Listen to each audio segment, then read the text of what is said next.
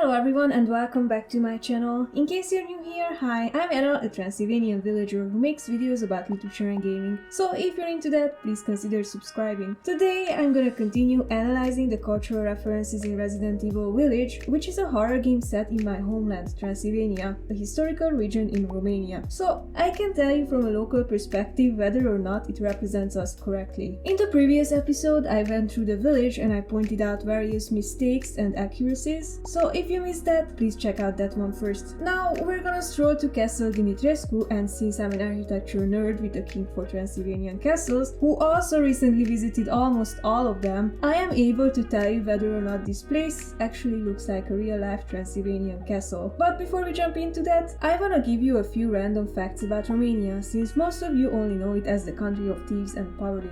I didn't know Romania had TV. Romanians are the inventors of insulin, jet engine and the fountain pen, as well as the makers of the world's longest sausage, which is 62.75 kilometers long. It is also the home of the world's heaviest building, the world's tallest wooden church, and the world's funniest cemetery. Not to mention that it has the world's prettiest bookstores. So without further ado, let's dissect this game.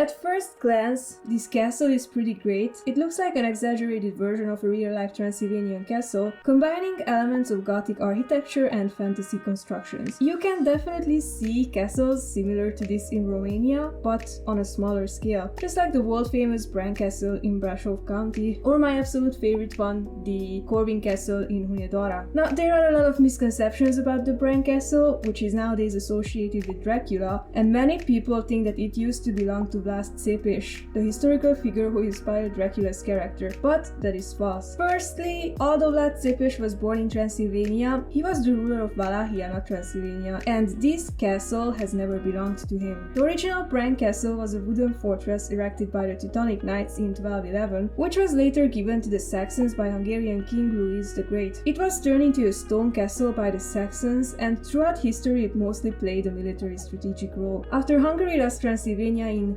1920, it became a royal residence within the Kingdom of Romania, which was the favorite home and retreat of Queen Mary, and then later was inherited by her daughter Princess Ileana. After the Americans bombed the Red Cross Hospital in Brașov in 1944, Princess Ileana turned it into a hospital for treating wounded soldiers. Since the 1970s, it has served as a museum funded by the Communist Party of Romania, who were trying to build a closer relationship with the West, focusing on the country's tourism. Since the castle's location and appearance fits Bram Stoker's description of the famous vampire count's castle, they decided to market it as the real Dracula's castle. Nowadays it's just a cash grab and tourist trap for entertaining Western tourists, and it serves as a COVID vaccination center on the side. I see some rotten plum here, which might be intentional since that can be used to make a famous Romanian drink called Țuică de prune, or a similar Hungarian drink called Silva Palinka, though that is actually made in mid-autumn and definitely not during the winter.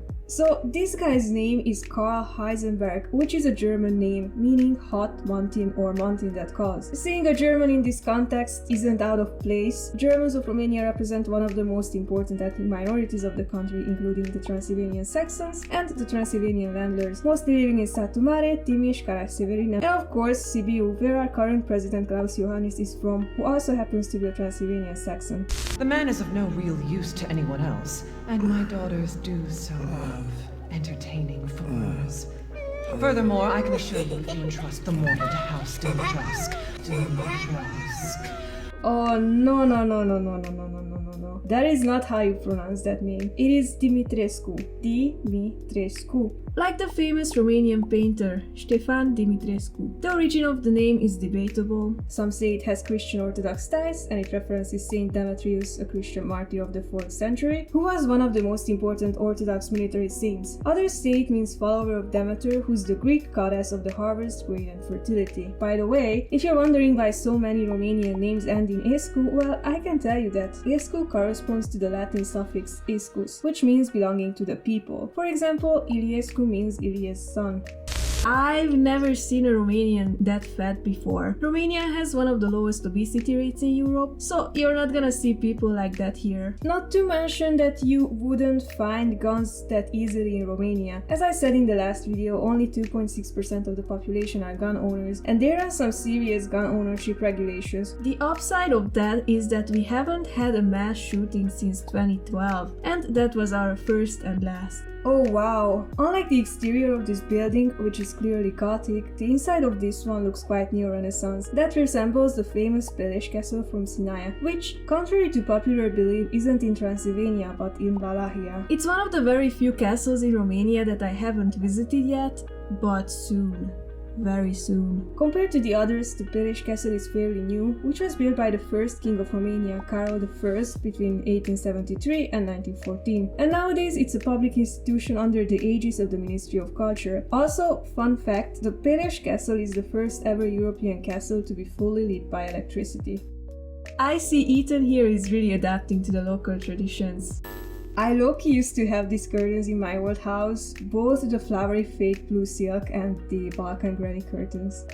These girls remind me of the Yele, which are evil, rebellious and seductive creatures from Romanian mythology, similar to the Bulgarian Samodiva, who appear in the form of beautiful women. The original of Yele is debatable. Some say that they are spirits of women who couldn't find peace after death, some claim that they just hate Christians for abandoning the old pagan traditions, and some even say that they are the daughters of Alexander the Great, who drank living water, aka the water from which heroes drink, so that they come back to life after healing from their wounds, which is why they became immortal and supernatural creatures. But they could have also been inspired by the legend of the Strigoi, which you might know from The Witcher as the Striga, which is a human woman transformed into a monster by a curse. The Strigoi can transform into an animal, become invisible, and gain vitality from the blood of their victims.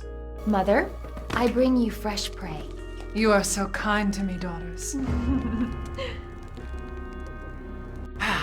Now, let's take a look at him.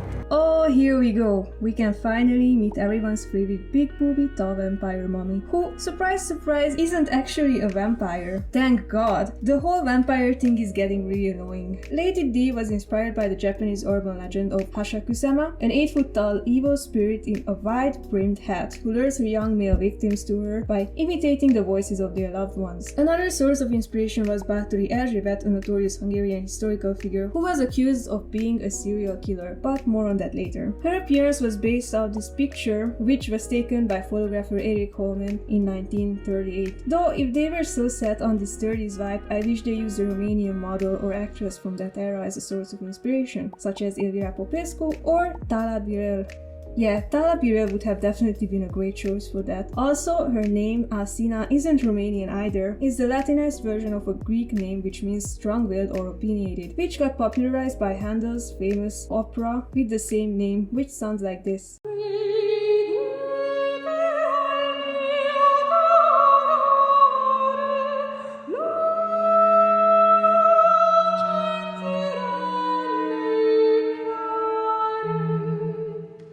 I think Anka, Andra or Aurica would have been better names for her. One thing I like about these characters is that usually in Western media, Eastern European women are depicted as the victims who need the help of big, strong American men to save us, like we can't take care of ourselves. It's nice to finally see Eastern European women bullying an American dude for a change. Maidens of the Harvest. That's a beautiful painting. It reminds me of A Grecian Harvest, a painting by Irish artist James Barry.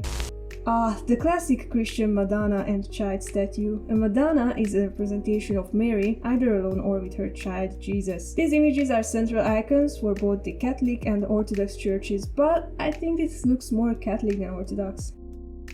This kinda reminds me of 16th century German armors. This one, for example, was mostly used by the knightly cavalry of southern Germany and Austria in the 1520s, which was made in Nuremberg. The only Transylvanian figure I know of who had a slightly similar armor is John Hunyadi, which looked like this. The rest looked more like this.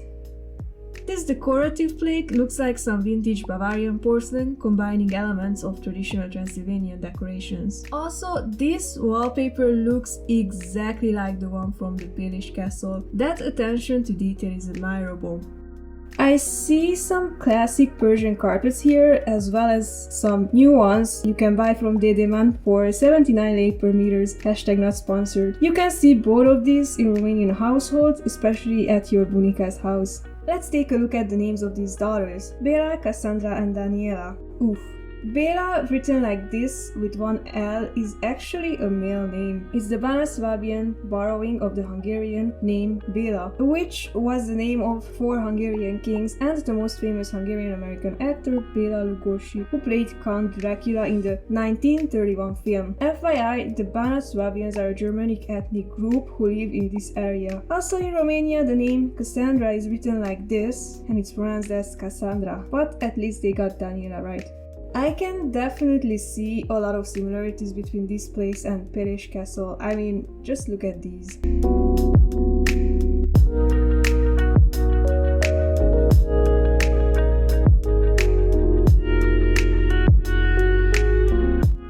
I think this depicts the Dacian Wars, which were 2 military campaigns fought between the Roman Empire and Dacia during Emperor Trajan's rule between 101 and 106 AD. In case you don't know, Dacians were the ancient Indo-European inhabitants of the cultural region of Dacia, located in the area near the Carpathian Mountains and the west of the Black Sea. This area includes mainly the present-day countries of Romania and Moldova, as well as parts of Ukraine, eastern Serbia, northern Bulgaria, Slovakia, Hungary and southern Poland.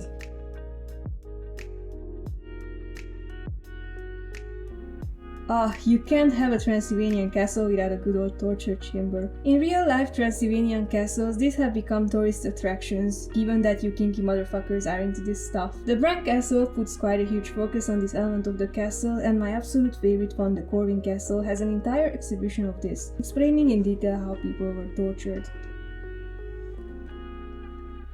I see some salo, also known as selina in my country or salona in Hungarian, which are dry salt cured slabs of fat back and skin, made out of piggies. The rest look like sausages and pork, or at least I hope it's pork and not humans. In my village we would usually have pig slaughters 1 or 2 weeks before Christmas, and we would keep this stuff up in a cold and dry attic, otherwise they would go bad if we kept them in the kitchen. The rest look like corn, garlic and rosemary, which is an interesting combo because rosemary and garlic was believed to scare away the Yele, the aforementioned evil fairies.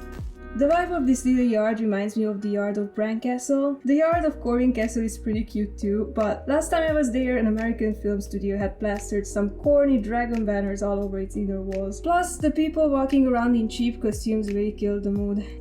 To be honest, I'm actually glad that the inside of this castle isn't gothic. I am sick and tired of always seeing my country represented as a vampire-riddled gothic hellhole. It's nice to see its other sides represented as well. This pool of blood is probably a reference to the story of Báthori Erzsébet, the Hungarian serial killer who partially inspired Lady Dimitrescu's character. She was the niece of the Hungarian noble Stephen Báthori, who was the King of Poland, the Grand Duke of Lithuania of the Polish-Lithuanian Commonwealth, and Prince of Transylvania. She was born in the 16th century, got engaged at age 10 as a political arrangement, then married at 15. She was targeting girls between the ages of 10 and 14, starting off by torturing and killing the daughters of the lesser gentry who were sent to her gynecium by their parents to learn courtly etiquette. Aside from burning them with hot tongs, then putting them in cold water, she sometimes covered her victims in honey and live ants. She was also suspected of cannibalism. Her case inspired many stories during the 18th and 19th centuries, which often depicted her bathing in her virgin victims' blood to retain beauty or youth. Now, many historians claim that she was framed since this whole situation caused a huge outrage that many political and religious figures benefited from. It might look strange that the inside and the outside look quite different, but that is not rare to see in these castles. That mostly happens because building these castles takes a long time, and after the exterior is done there's a new architectural style in fashion, so they decide to build the inside according to the new trends. In other cases, they just decide to redecorate the interior of old castles in order to fit the new styles. This scene reminds me of an old photo of Tara Birel. Gosh, she was gorgeous. Now let's discuss the other source that inspired Lady D, Hachishaku-sama, whose name translates as 8 feet tall. She's a type of Japanese spirit from online urban legends that takes the form of an impossibly tall female specter, often said to have a deep masculine voice, in which she repeats the interjection "oh" repeatedly. And she preys on children. She has long black hair, wears a long white dress, and a big hat. Japanese folklore has lots of stories about female ghosts, aka onryo, that are seeking revenge on the living or became malicious after death. Oh, those are some cute little dragon-like creatures. In Romanian mythology, they are called balaur, which often appears in stories as a monstrous serpent with wings or many-headed dragon. Another similar creature is the zmeu, a humanoid dragon-like creature with legs, arms, and the ability to create and use artifacts such as weapons, and has the desire to marry young girls.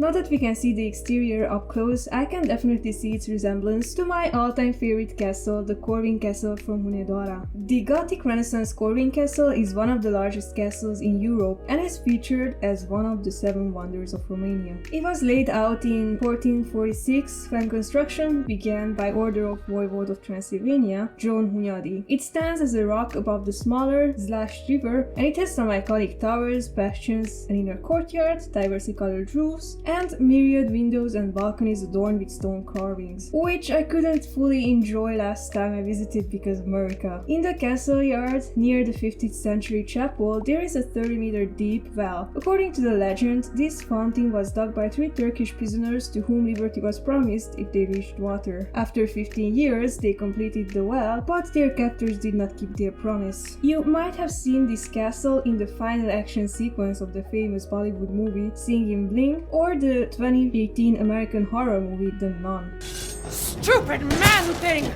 You won't live long, even if you run! Least aggressive woman in Transylvania. Although she was modeled after a Polish woman, she does look quite stereotypically Romanian. Yeah, we can clearly see the similarities between this model and the Corvin Castle. I can also see some similarities to Transylvania's 2 biggest churches, the St. Michael's Church from Cluj-Napoca, which is low-key my favorite building, and the Black Church from Brașov, which are 2 stunningly beautiful Gothic churches. In this form, Lady D reminds me of another creature from Romanian mythology called Scorpie, which is a female monster who can fly, has multiple heads, and breathes fire. In some sources, it is mentioned that she can transform from a beautiful woman into a terrifying beast. Well, that's it for today. Although the gameplay was quite annoying sometimes, I really enjoyed the setting of this game. The inside of the castle has a quite good neo-Renaissance vibe, while the outside has a quite accurate Gothic Renaissance structure. Overall, it was very atmospheric and entertaining, the characters are well written, the voice acting is amazing, although there is some room for improvement in the spelling and pronunciation department. I'm glad they didn't use the boring Gothic vampire cliches that I've seen in an endless amount of movies before, and I really enjoyed some of the historical references in this game. So this time I'll give it a 4 out of 5 stars. I hope you liked my jibber jabber of random historical, mythological and cultural facts. If you enjoyed this video, give me a thumbs up, and if you want me to react to the rest of the game, please tell me in the comments below. Also, if you're interested in literature and gaming, please consider subscribing, since I make videos about these topics. And I am currently trying to change the main focus of my channel and talk more about this area, so if you don't want to miss that, subscribe to my channel and press that notification button. Thanks for tuning in, and have a great day.